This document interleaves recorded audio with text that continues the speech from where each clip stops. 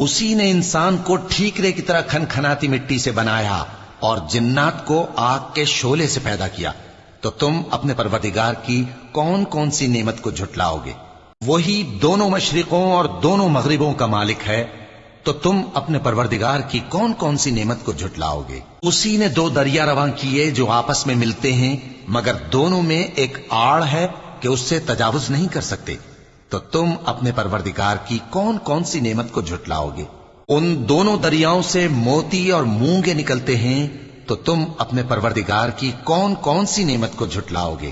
اور جہاز بھی اسی کے ہیں جو سمندر میں پہاڑوں کی طرح اونچے کھڑے ہوتے ہیں، تو تم اپنے پروردگار کی کون کون سی نعمت کو جھٹلاؤ گے؟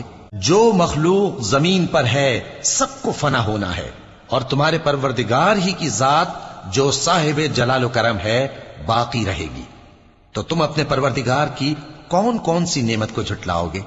آسمان اور زمین میں جتنے لوگ ہیں سب اسی سے مانگتے ہیں، وہ ہر روز کسی نہ کسی کام میں ہوتا ہے، تو تم اپنے پروردگار کی کون کون سی نعمت کو جھٹلاؤ گے؟